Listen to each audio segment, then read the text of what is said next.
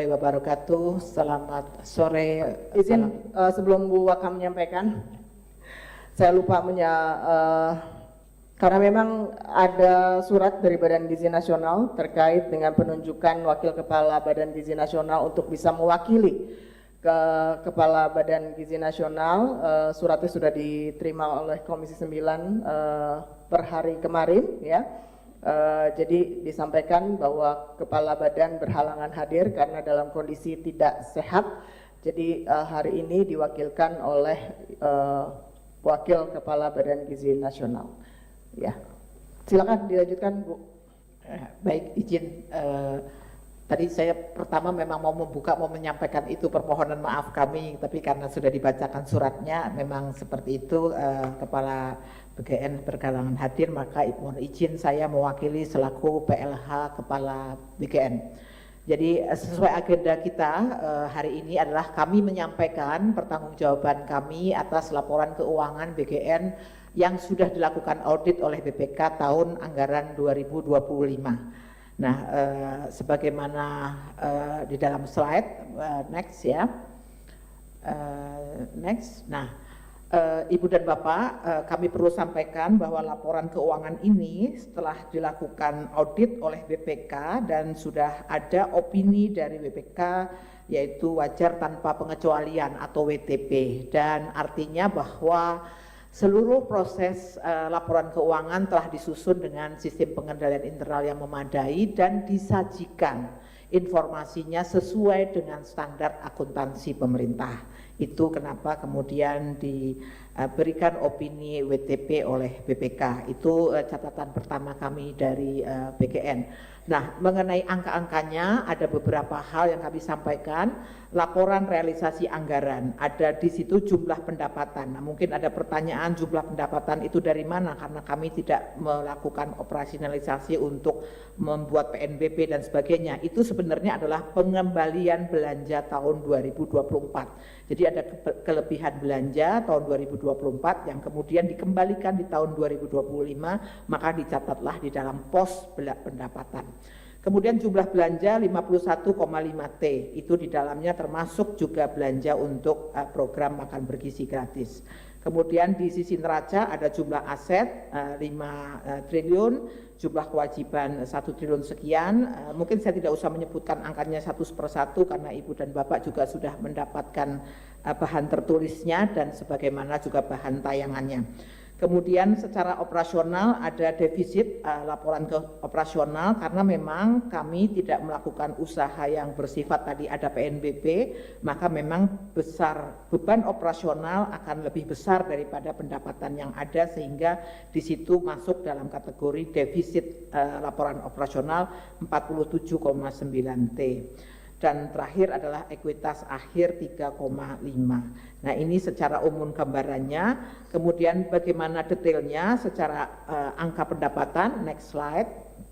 Nah, laporan keuangan akan selalu disusun secara perbandingan. Jadi tahun 2024 dan tahun 2025. Tahun 2024 baru pertama berdiri BGN, maka memang secara angka banyak yang masih nol. Angka-angkanya tahun 2024. Nah, ini yang kita lihat di tahun 2025. Tadi yang sudah saya jelaskan ada pendapatan PNBP, tapi sebenarnya ini bukan pendapatan PNBP nih, hanya memang posnya adanya itu maka masuknya ke situ. Sebenarnya ini adalah pengembalian dari beban tahun 2024. Kemudian belanja pegawai di situ secara anggaran 3,3 T, tapi memang baru terrealisir 117. Kalau kita lihat angka deviasinya cukup besar, kenapa begitu? Karena salah satunya pegawai P3K yang semula direncanakan akan kami angkat sebagai P3K batch ketiga tahun 2025 tidak terrealisir di 2025. Tetapi terrealisir di tahun 2026, maka memang angkanya realisasinya menjadi kecil. Kemudian belanja barang dari 73 T terrealisir hanya 48. Nah, itu angkanya juga realisasinya cukup rendah, hanya 66%. Itu antara lain adalah karena sebenarnya pada saat proses berjalan belum selesai atau dalam tanda kutip anggarannya belum habis lah ya. BKN mengajukan ABT 14T, padahal pada akhirnya tidak terserap juga. Maka angkanya cukup besar di situ, realisasinya hanya 66%. Dan itu termasuk di dalamnya adalah pengembalian belanja Banpers 12T dan ada tunggakan-tunggakan. Nah ini yang nanti mungkin PR bagi kami untuk menyelesaikan tunggakan-tunggakan karena itu menjadi tanggung jawab kami sekarang di tahun 2026. Lalu belanja modal dari 8T terrealisir hanya 2T sehingga hanya 33,43%. Kemudian belanja itu menjadi apa saja, maka menjadi aset, salah satunya belanja dibayar di muka, yaitu sewa gedung. Gedung PGN adalah gedung sewa 4 tahun, maka hanya diakui 1 tahun sebagai biaya. Tahun berikutnya yang 3 tahun diakui masuk pos dalam sewa dibayar di muka. Secara akuntansi memang akan seperti itu, angkanya 167 sekian. Kemudian uang muka belanja, nah ini mungkin ada pertanyaan, kenapa ada uang muka belanja besar sekali di tahun 2025? Itu adalah uang muka pembayaran motor listrik yang kemudian jadi ramai itu. Jadi uang mukanya dibayar tahun 2025, pembayaran terakhirnya di 2026, 243,9 M. Kemudian piutang bukan pajak, nah ini adalah SPPG MBG ya, yang itu sebenarnya masalah treatment akuntansi saja Ibu dan Bapak. Dan kemudian ada penyisihan piutang, itu memang harus begitu karena 0,5% itu secara ketentuan sistem akuntansi pemerintah harus dicadangkan gitu. Kemudian piutang bukan pajak dan persediaan ini ada ATK, ada lain-lain lah. Ini umum saja sebenarnya. Nah kemudian aset tetap, ada peralatan dan mesin, itu ada komputer dan sebagainya 1,4T. Kemudian ini mungkin ini kategorinya saja, ada jalan, irigasi dan jaringan, ini kelompoknya, tapi yang dimaksud di sini sebenarnya jaringan internet yang memang kami gunakan. Jadi 6,8 M. Kemudian aset tetap lainnya 18,9 M. Kemudian konstruksi, nah ini konstruksi dalam pengerjaan. Ini adalah pencatatan atas uang muka yang sudah diberikan kepada 315 SPPG yang dibangun atas biaya APBN yang keluar dari BKN 375 yang penyelesaiannya seharusnya dibayar di tahun 2026, tapi di tahun 2026 ini belum bisa dieksekusi karena memang juga anggarannya tidak disediakan lagi oleh Kementerian Keuangan. Kemudian akumulasi penyusutan aset tetap itu sesuatu yang biasa. Kemudian aset tak berwujud adalah bentuknya software dan sebagainya. Kemudian dana yang dibatasi penggunaannya 1,9 dan akumulasi 68,8 M. Kemudian, nah ini Ibu dan Bapak, kami masih memiliki hutang kepada pihak ketiga. Next slide. Hutang kepada pihak ketiga sejumlah 1,4T, rinciannya nanti ada di belakang. Ini yang menjadi tugas kami untuk menyelesaikan, dan kami sudah berdiskusi dengan Direktorat Jenderal Anggaran karena memang ada banyak item yang kami minta mulai untuk dicicil lah, dibayar, supaya mengurangi beban pikiran kami juga Pak, namanya utang kan harus diselesaikan. Nanti rinciannya ada di belakang. Kemudian ekuitas 3,5 T. Nah ini secara pendapatan, sekali lagi pendapatan penerimaan negara bukan pajak sebenarnya adalah tadi pengembalian dari tahun 2025, kemudian beban pegawai 117, beban persediaan, beban barang dan jasa, beban pemeliharaan, beban perjalanan dinas. Nah ini beban barang untuk diserahkan kepada masyarakat itu adalah sebenarnya karena mekanisme untuk program MBG ini adalah sifatnya Banpers, maka itu dicatat sebagai beban barang untuk diserahkan kepada masyarakat. Ini nama saja, nama pengkategorian di dalam laporan keuangan. Kemudian beban penyusutan dan beban penyisian piutang tak terdagih, jadi total seluruhnya adalah 47,9. Nah ini juga pendapatan kegiatan non operasional lainnya, ini biasanya jasa bunga, jasa giro dan sebagainya. Nah untuk ekuitas awal ini angkanya, kemudian untuk surplus defisit tadi sudah dijelaskan, dan juga ada beberapa revaluasi. Nah ini ekuitas akhirnya 3,5. Nah, Ibu dan Bapak, ada beberapa catatan penting karena laporan keuangan itu tidak hanya terdiri dari angka-angka di dalam laporan keuangan, tetapi ada yang disebut dengan catatan atas laporan keuangan, yaitu penjelasan kualitatif. Yang pertama adalah tunggakan tahun 2025. Ada 1,6 yang sudah selesai dilaksanakan, maksudnya kegiatannya sudah selesai dilaksanakan, namun belum dibayarkan. Akan dibayarkan dengan mekanisme tunggakan melalui DIPA tahun 2026. Ini yang kami sekarang sedang dalam proses untuk melakukan revisi-revisi anggaran dengan DJA. Tapi ada beberapa ketentuan yang disyaratkan agar direview terlebih dahulu. Ada nilai tertentu yang harus direview oleh KPA, ada nilai yang tertentu yang harus direview oleh inspektorat, ada nilai tertentu yang harus direview oleh BPKP. Ini yang masih dalam proses. Itu yang menyebabkan kami mungkin minta maaf kepada seluruh pihak ketiga yang mungkin ada tagihan kepada BGN, belum bisa semuanya kami laksanakan, kami bayarkan karena masih ada proses. Kemudian ada 870 neraca per 31 Desember 2025 telah dilakukan koreksi kepada utang kepada pihak ketiga. Nah, ini juga karena ada potensi akan mengalami kenaikan atau penurunan sejumlah tagihannya. Artinya dulu ditagihnya mungkin sejumlah 100 gitu, tetapi setelah kami lihat ternyata mungkin jumlahnya bisa ada yang di bawah itu, ada yang di atas itu, sehingga ada proses adjustment. Nah, yang terakhir ini adalah nilai yang belum diyakini. Artinya pihak DJA belum bisa menganggap ini diakui sebagai hutang kepada pihak ketiga karena belum memenuhi kualifikasi bahwa itu hutang kepada pihak ketiga. Ini juga berdasarkan hasil konfirmasi oleh BPK.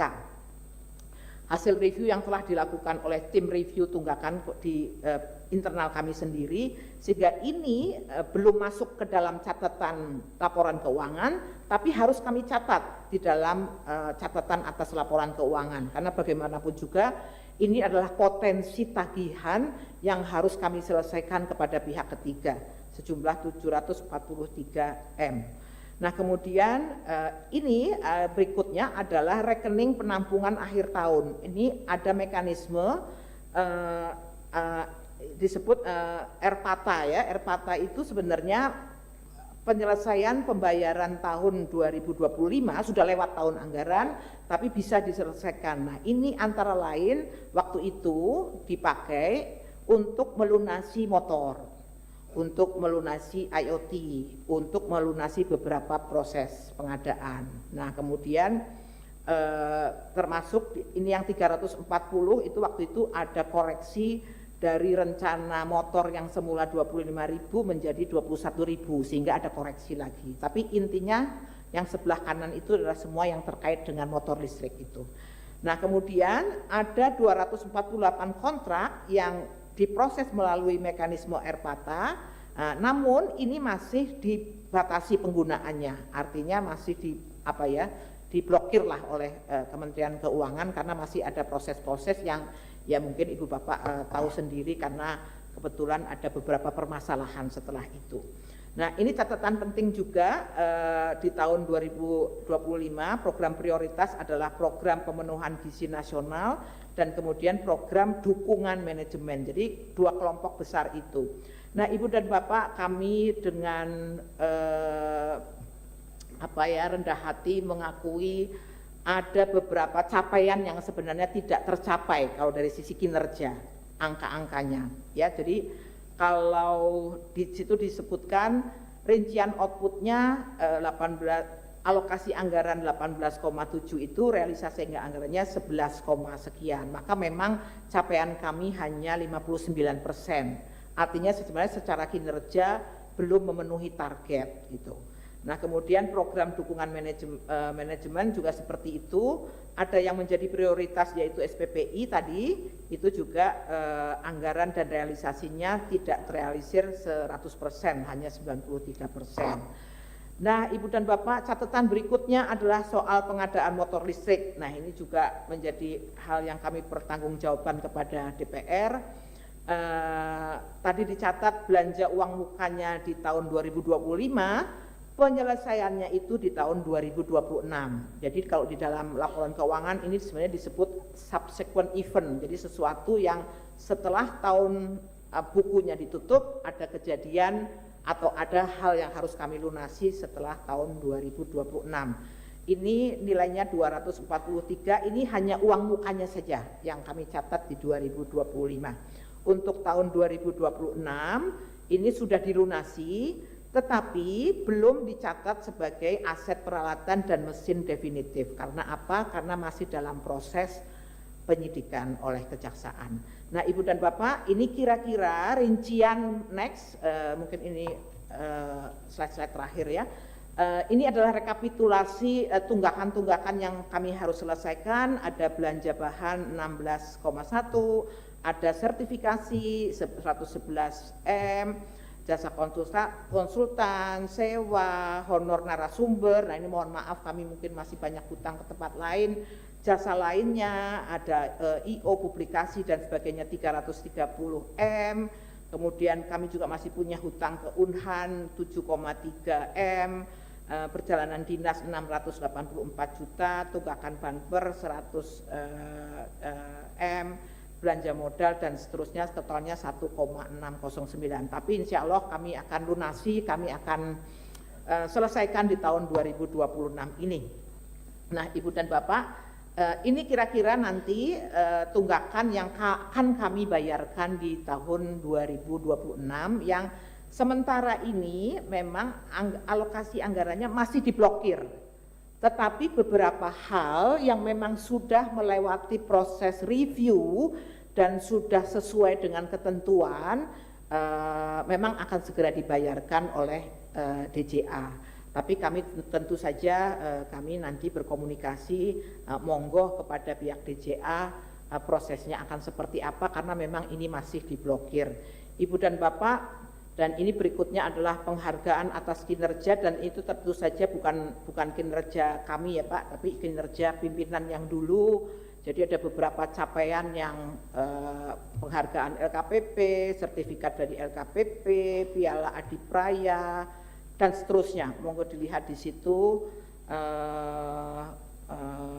termasuk dari Bappenas predikat sangat baik dari sisi indeks perencanaan dan sebagainya. Nah, itu beberapa hal yang terkait dengan capaian kepemimpinan yang dulu di tahun 2025. Kalau untuk penyelesaian tunggakannya nanti itu tanggung jawab kami Bu di tahun 2026. Demikian apa yang kami sampaikan. Terima kasih. Assalamualaikum warahmatullahi wabarakatuh. Ya, baik, terima kasih Bu Wakil Kepala Badan Gizi Nasional Bu Arumsari yang sudah menyampaikan paparannya terkait laporan keuangan BGN tahun anggaran 2025 ya. Selanjutnya untuk bisa melakukan pendalaman ataupun juga memberikan masukan yang konkret, kami persilakan kepada Bapak Ibu anggota Komisi 9. Kesempatan pertama saya berikan kepada Pak Nuroji terlebih dahulu. Silakan Pak Nuroji.